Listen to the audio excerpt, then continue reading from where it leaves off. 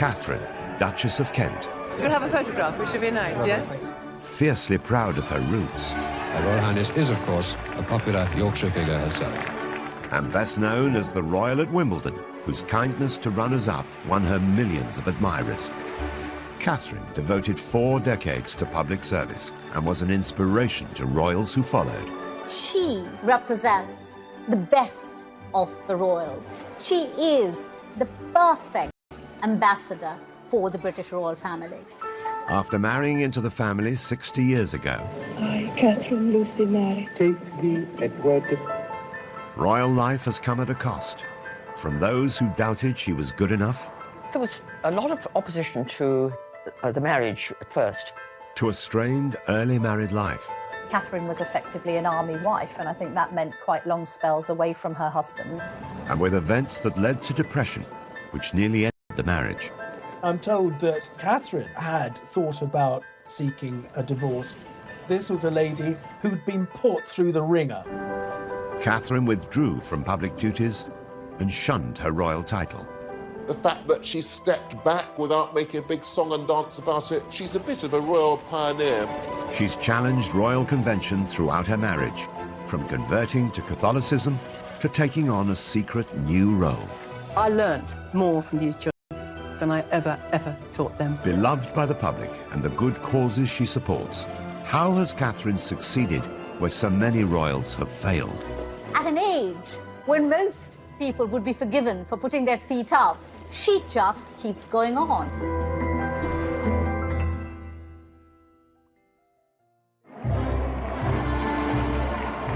The 8th of June 1961, the wedding day of Prince Edward, the Duke of Kent, a dashing young soldier, with Catherine Worsley, the daughter of a Yorkshire aristocrat who was proud of her northern roots.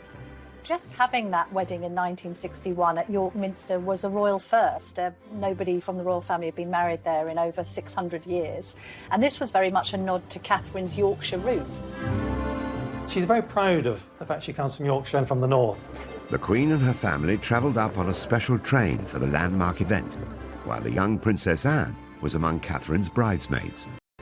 The local media dubbed this as the White Rose Wedding. And indeed it was. Even the Queen had the White Rose of York as part of a tribute to the setting.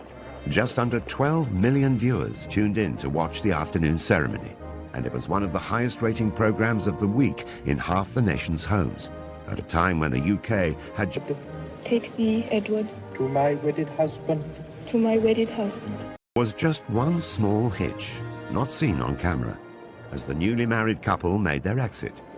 After they'd signed the registers, the veil got caught on the step of the altar, and she felt it pull and stood absolutely still until it was released. Otherwise, the veil would have come off, and the diamond bandeau tiara that she was wearing that had once belonged to Queen Mary would have come crashing to the floor. No Duchess, composed and smiling, unruffled even when her train gets caught up. Catherine made her mark from the word go. She was the first untitled woman to marry into the royal family for more than a century. As this 1961 tabloid reveals, it was front-page news that the Duke of Kent was to marry a Yorkshire lass. It did break with tradition, this idea that although she was the daughter of a baronet, that she wasn't royal herself. And that was breaking boundaries and changing things. She's definitely upper class. She had no title, but her parents had a title, and it was clearly a love match. And she was quite clearly a sweet girl, and that was how she was portrayed. Marrying into the firm had not been Catherine's long-term ambition, but she went on to embrace the royal family on her terms. From an early age, her biggest passion was music, as she explained in a revealing interview on Desert Island Discs. Well, I hoped music would be my life. I don't think I had any other real ambitions at that time. So I get very emotional about music and was very sad to slowly have to give it up. The story of the aspiring music teacher who put her career on hold to be a royal began on the 22nd of February 1933.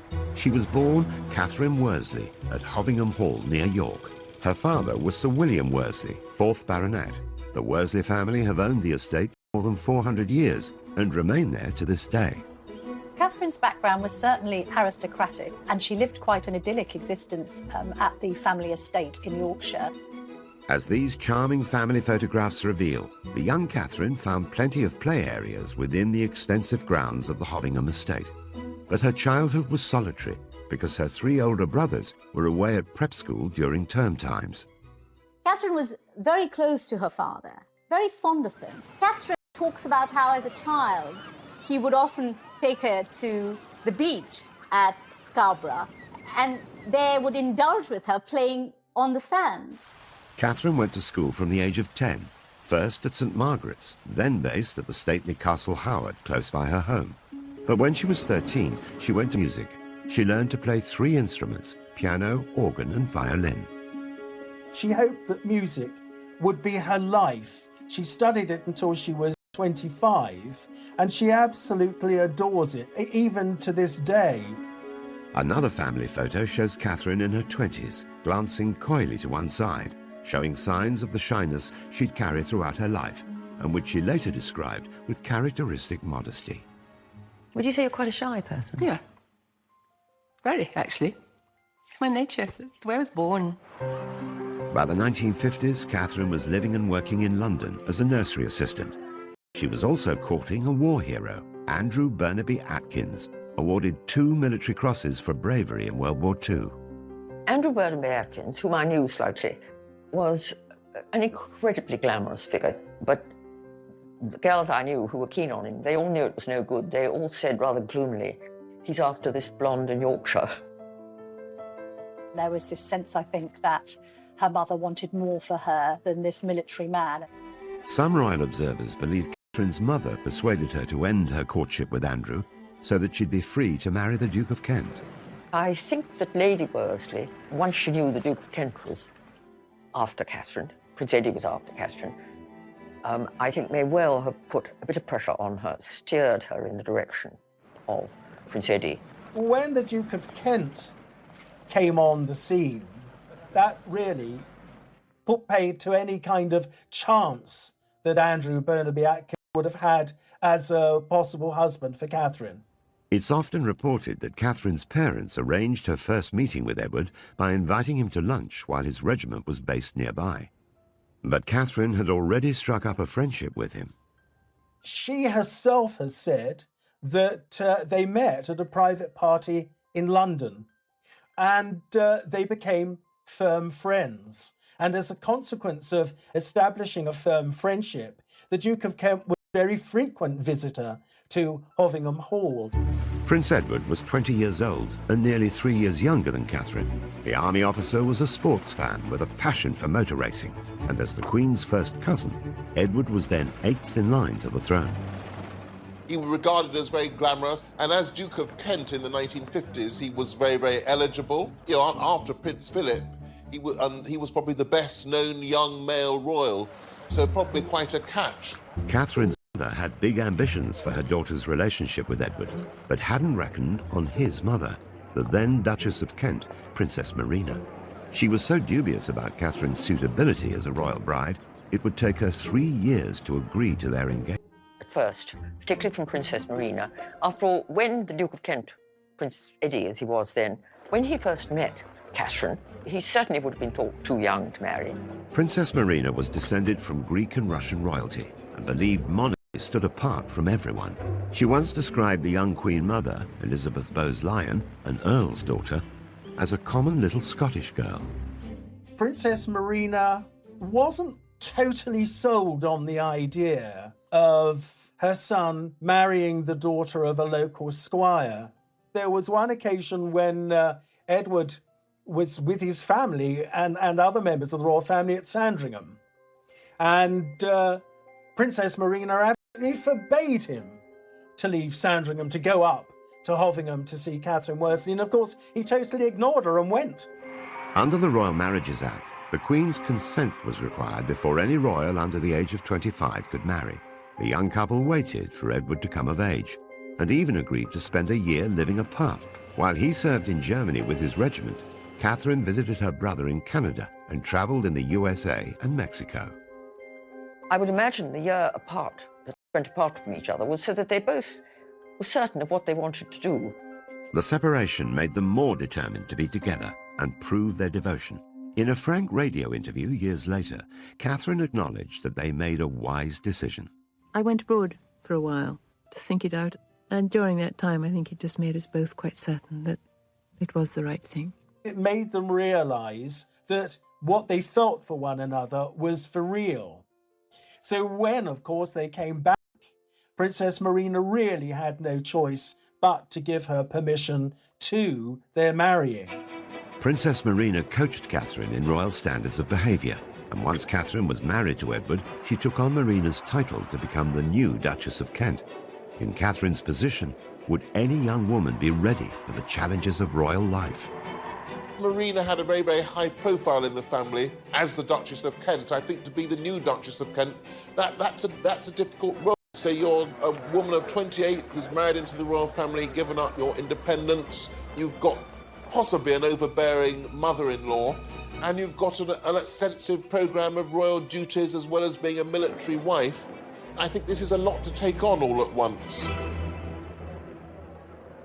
As Duchess of Kent, Katharine's taxing royal schedule lay ahead of her, but her love of music would never go away and would lead to a secret second life. Katharine, being said, well, let me come in and do a singing lesson for you with your class, and I'll just, come and help you. After marrying into the royal family in 1961, Katharine, the Yorkshire lass, was now Katharine, Duchess of Kent. Thrown into a high-profile job with a grand title, she embraced the busy schedule of a working royal. I think it's important to realise the Duke and Duchess of Kent were very senior royals. Katharine, along with Margot, the leading female royal of that generation, so she was a bit of a star of the show. In the early years of their marriage, the Duke and Duchess of Kent were a great support to the Queen, at a time when her own children were too young to take on duties of their own. So as well as attending major royal events like Trooping the Colour or the state opening of Parliament, they were also asked to go on royal tours. The Kents represented the Queen overseas many times. One of their earliest visits was to Uganda in 1962 to mark the country's independence from British colonial rule. There's about 45 countries that go through that process in the first 30 years of the Queen's reign. Uganda, British Guyana, Barbados. This is a very important representative function. So the Duke and Duchess of Kent were very significant in that. Katharine gave birth to their oldest son, George, a year after their marriage. They joined Edward in Hong Kong for a year during his military service. By 1970, they had 2 more children. While the Duke had served in Germany and Cyprus, Katharine was mostly in the UK, juggling her busy royal schedule with raising their family. Katharine was effectively an army wife, and I think that meant quite long spells away from her husband, and I think proved very difficult for a couple just starting out in life together. I think if you marry somebody who's in the army with a serious career, you'll get to have periods of separation, and I suppose it does pall eventually, but I think it's probably, she would look back on that as quite an important time in her life. Katharine's time was filled with numerous public duties. Though she never overcame her shyness, she kept her common touch and felt right at home with everyday people. They said they didn't know what to do with themselves in the holidays. You don't have that problem, do you? Nice to see you all. The fact that she was always very cheerful looking and smiling, the fact that she was quite tactile with members of the public, I think really endeared her to the nation at the time. Katharine seemed to hit on the ideal formula for royal conduct. She'd be an inspiration to the royals who followed her example, like Princess Diana. They both understood what it meant coming from the outside and having to try and adjust to a very different way of life. As Diana was to achieve later in her charity work, Katharine kept the focus on the cause rather than herself. The earlier stage of her life, when she had a bigger public profile, it was about bringing the public profile to the charities. Katharine did this, Diana did this. Katharine never sought publicity for herself, but the media and the nation grew to admire her through the annual Wimbledon tennis tournament. Her husband has been president of the All England Club since 1969. She accompanied him for more than 3 decades and was soon invited to present awards. I always used to observe how humane she was in always comforting the loser and speaking directly and passionately to the person who hadn't won the trophy. Catherine's most famous moment of consolation came in 1993, when Jana Novotná was beaten in the women's singles tournament by Steffi Graf. As this famous TV coverage reveals, Novotná burst into tears during the presentation ceremony. The loser had to make do with some royal words of comfort from the Duchess of Kent. Catherine's embrace, watched by millions of viewers, revealed her to be one of the most demonstrative of royals. Although some people might have been surprised to the royal family just expressing a natural human emotion, for Catherine that was just the normal, natural thing to do, and it was very impressive. In a candid interview years later, Catherine was still modest about her hug with Jana Novotná. You put your arm around her, and well, that's what you do when people are crying. A lot of people at the time said, my word, a member of the royal family. We are quite normal people. We do hug people who cry. We don't say, there, don't stop crying, no. She told people that she was terrified to go onto centre court because of this innate shyness, and she couldn't quite believe that she had attracted a level of fame because of her role on that sporting occasion. Such was Catherine's shyness and modesty, few people knew at the time that she'd already supported another Wimbledon star, Martina Navratilova. The communist regime in her homeland of Czechoslovakia refused to let her family join her in London for the 1978 contest. We don't quite know what the Duchess did, but there were reports that weren't denied that she had lent a hand in making sure that Martina's mother could be there to witness her tennis skills on the court in Great Britain. What are your impressions now of this country and of this tournament so far?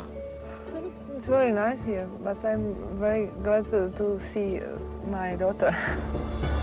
Catherine stopped presenting trophies in 2001. There were also reports of her being displeased with the club after they reprimanded her for trying to bring a non-royal visitor into the royal box. In fact, she was trying to give a treat to the son of a London head teacher, Philip Lawrence, who'd been killed outside his school in a street attack that shocked the nation. Pupils and colleagues gathered today at the Roman Catholic school in London's Maida Vale and paid tribute to their head teacher, who was married with 4 children. Catherine became very friendly with Philip's widow and also with Philip's son, and she tried to get the son into the royal box, which seems rather heartless and rude. She did remain a tennis fan and continued to attend for years and years after that, but just in the stands with everybody else because she went along with friends. Catherine has often found herself going against the royal grain.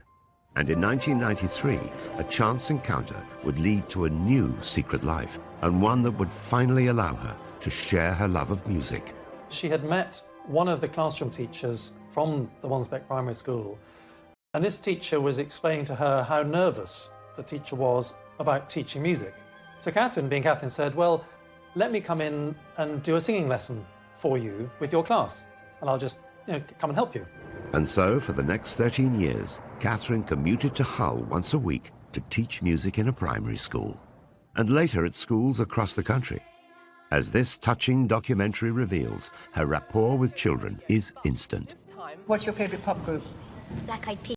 Is it? Yours is that? What's yours? I like blue. You like blue? I think everybody likes blue. Westlife? Yeah. Everybody says that now. Catherine only brought cameras into schools when music education needed attention. Until then, she taught in secret, relying on staff discretion and using the name Mrs. Kent. Nicholas Robinson, her friend and a former head teacher, watched her at work. We travelled up on the train from King's Cross. She was in her tracksuit and trainers. And what really struck me was at the end of the 50 minutes, when she said, right, now children, it's time to finish. We've come to the end of our singing lesson. They all started saying, oh no, miss, please, can we sing that last song again? From my experience of singing, to have children saying, please, can we have another song after 50 minutes, was just really striking. One of the books I read, called Rhinoceros in the Classroom, said something very true, which is that a classroom is a room full of learners.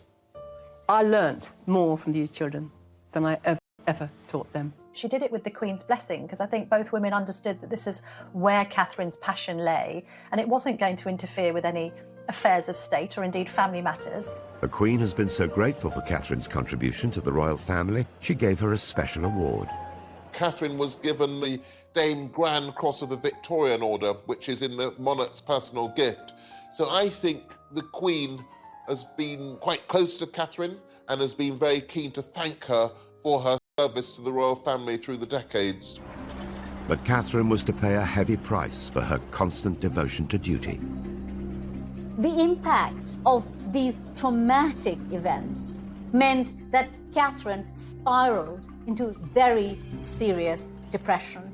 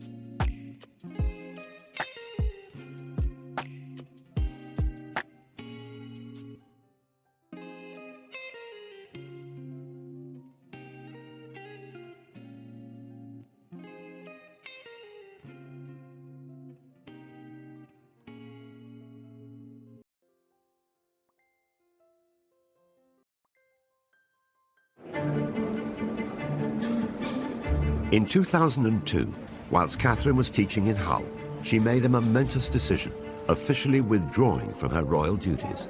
Thinking of it, I really will. Come the mid-90s, as it's now known, she doesn't make a big announcement and sing-song about it. By announcing that you're stepping back from something, you draw attention to yourself. So I think that what she did was much more dignified. Aged 69, after more than 40 years of loyal public service and now a career as a music teacher, Catherine's decision was fully supported by the royals. But she went a step further in her diversion from the royal path. Catherine did not want to use the title of Royal Highness. And this was Catherine making the point that her royal life was behind her. And therefore, because it was behind her, because she was marching to her own drum now, she didn't need the rank or the title. She wanted to be Catherine. The Duchess revealed this herself in the first interview she gave after giving up her royal title. I don't like being a public figure. I say that very humbly. Why not? It's my nature. It's the way I was born. I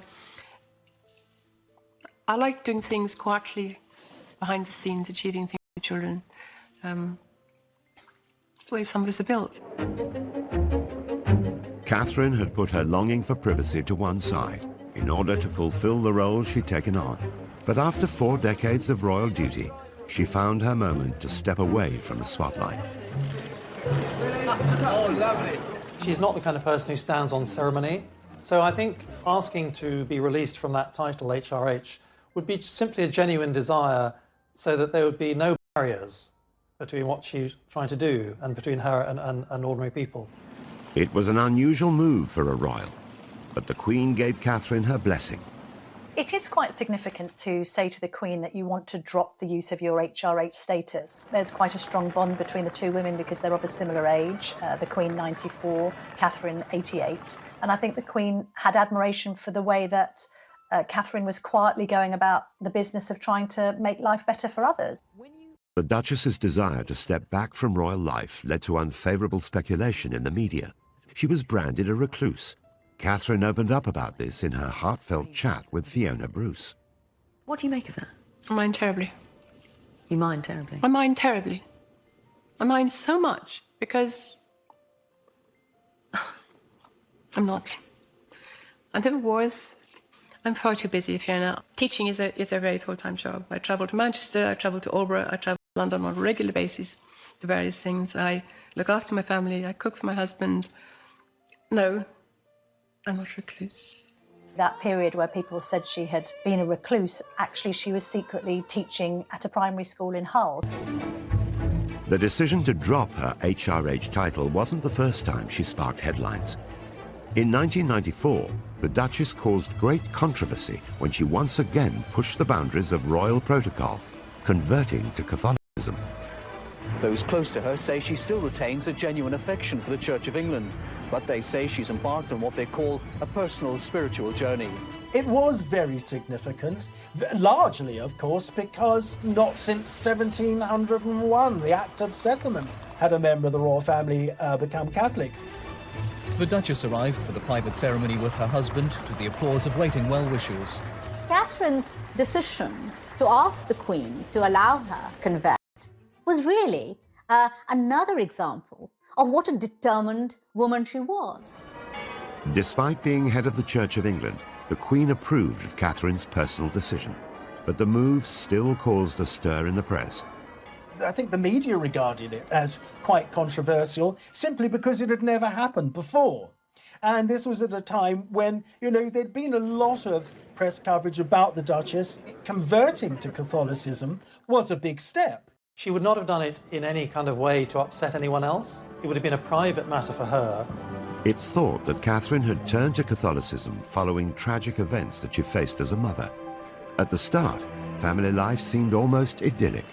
In the 1960s, I think it was a very happy family. They had the lovely house of Coppins in Iver, about 15 miles to the west of London, which had been inherited from the Duke and Duchess of Kent, the previous generation. The couple have 3 children. Their eldest child, George, known as the Earl of St Andrews, their middle child, a daughter, Lady Helen Windsor, and their youngest child, Nicholas, Lord Windsor. She seems to have had a desire to have a big family, so they had the 3 children, and it seems that she wanted to have a 4th child.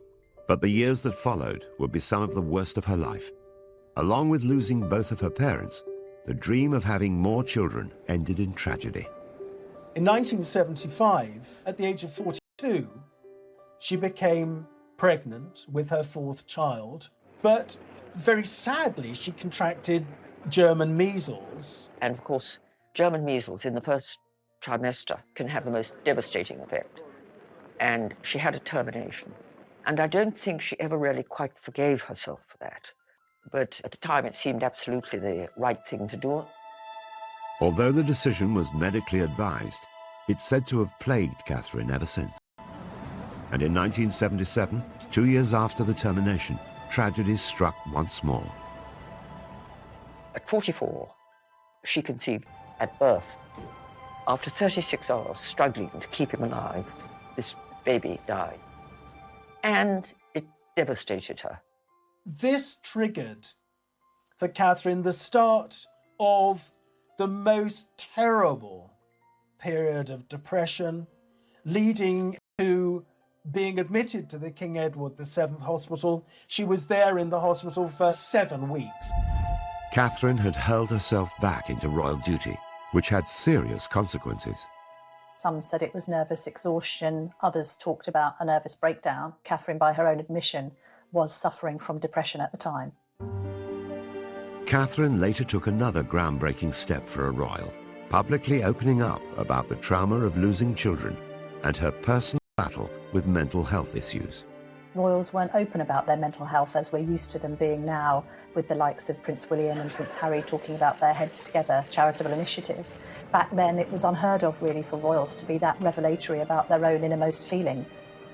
Catherine gave very few interviews, and then only on subjects about which she both felt deeply and she felt would be of significance and use to members of the public who might have suffered in the same way.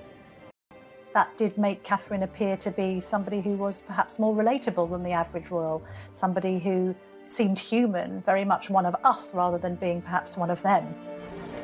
In addition to the loss that the couple suffered, the Duchess also battled health issues for most of her adult life. It was first said that she was suffering from Epstein-Barr virus, then ME, before it seemed to be confirmed that it was celiac disease that she was suffering from. But before, of course, that they'd actually got to that, she had been suffering quite considerably from health problems. None of that was apparent at the time when she was cheerfully giving the prizes at Wimbledon, carrying out a huge programme of public engagements. Despite the toll it took on her health, Catherine remained determined to measure up to royal expectations in a world where duty comes before all else. It epitomizes the essence of this determined woman. You know, she refers to herself as a perfectionist, and she says, I'm a 24-hour person. Since I've known Catherine over the 20 years, she has always worked tirelessly. And I know when she was teaching in East Hull, that over the 13 years that she was teaching there, I think she only missed 2 days. Despite Catherine's personal struggles, her primary focus seems to be helping others. Alongside being a working royal, a teacher and a mother, a large part of Catherine's life has been dedicated to charity. She marries into the royal family, and that gives her a voice and an ability to make a difference. It's not a crazy dream. It's a possibility. I really do believe we can actually do this. She has served as the patron, president or board member of more than 100 charities. The Duchess's visit is to highlight the work of VSO volunteers by raising their profile in Macedonia and helping persuade government and people that those with mental and physical problems should not be stigmatised. With Catherine, the charities that were closest to her heart always seemed to be music, children, and the elderly. One especially close to her heart was Helen House in Oxfordshire, the home for terminally ill children, and she was a great presence there. I learnt, I suppose, after being here 4 or 5 times, it suddenly came to me how tears and smiles walk side by side. I think the Duchess of Kent was very much the kind of royal that didn't just want to be on a letterhead. She actually wanted to go and witness the work being carried out by charities firsthand, and even at times take part in it herself. For some years, Catherine went as a volunteer on pilgrimage to Lourdes in France, getting up at 6 o'clock in the morning, going to the hospital, helping to bathe and dress one of the pilgrims, or helping to feed them, sitting with them having a cup of tea, a cup of coffee, or just chatting to them. After she took on her role as patron of the Samaritans, the Duchess insisted on becoming a Samaritan herself, personally taking calls from those in need. She worked for them as a volunteer for many, many years, and she was always known as Kate. And, of course, nobody knew who they were talking to. I remember I said to her, how do you cope if somebody rings up and says, I want to die? What do you say? And she replied, you have to cut everything else out and focus solely on trying to help that person.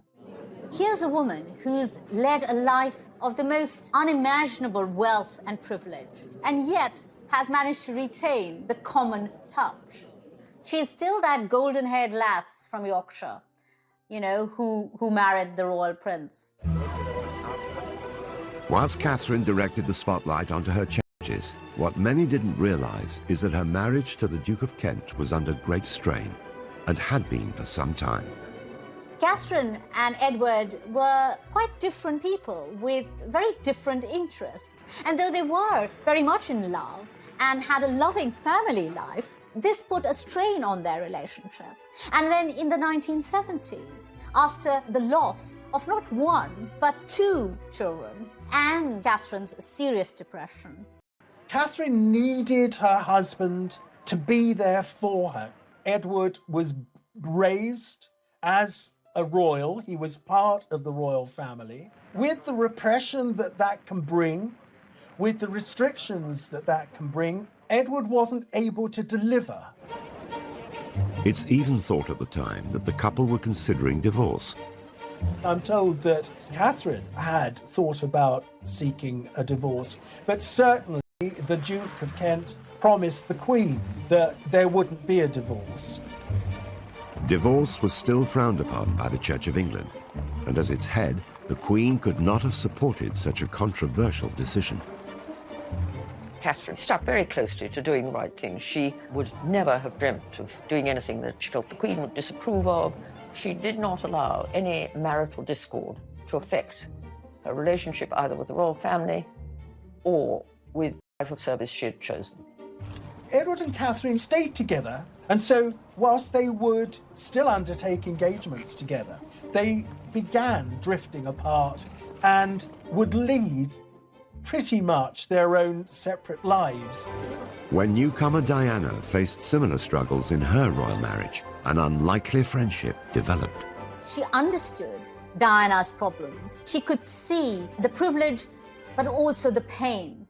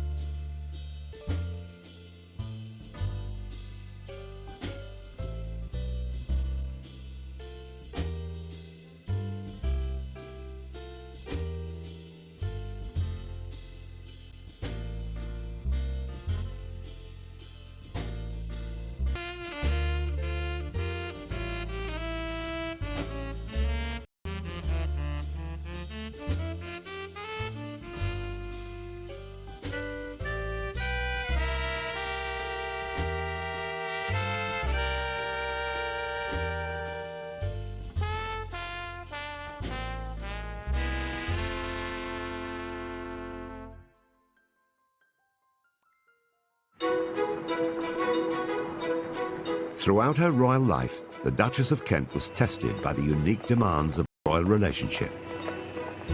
Decades later, Princess Diana would experience many of the same struggles.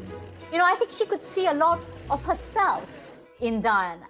And later on, when they came to, reside together in Kensington Palace, they became very close friends. She advised Diana at critical moments of her life on how to handle the pressures in her marriage. Despite the age gap of almost 30 years, Catherine and Diana formed a unique friendship that lasted until Diana's death. Catherine and Princess Diana went through a certain number of the same experiences. They both suffered immense grief. They both found themselves isolated at times. They both had to overcome mental difficulties, and they both had that quality of warmth and empathy with people. They were both free spirits, both wanting to respect the Queen in their royal role, but equally perhaps wanting to break free and operate a little differently in the royal sphere. Catherine admitted in a media interview years later that she understood Diana's problems and sympathized with them because she could see the privilege but also the pain. And so I think Catherine did put an arm around Diana and try and help her through some very tough times.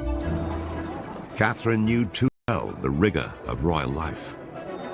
Now aged 88, with her royal duties and her HRH title behind her, Katharine, Duchess of Kent, seems to be living a life away from royal grandeur. And aside from the weddings of Harry and William, over the last 19 years, Katharine has rarely been seen in public. She's been able to pick and choose the few royal events that she attends, big weddings, occasionally trooping the colour, anything that's special for the Queen, with whom I think she has a close relationship.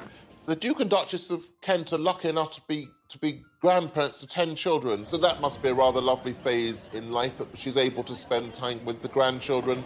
It's often interesting to see royals who are now in their 80s being described as sort of having stepped back from age. Even at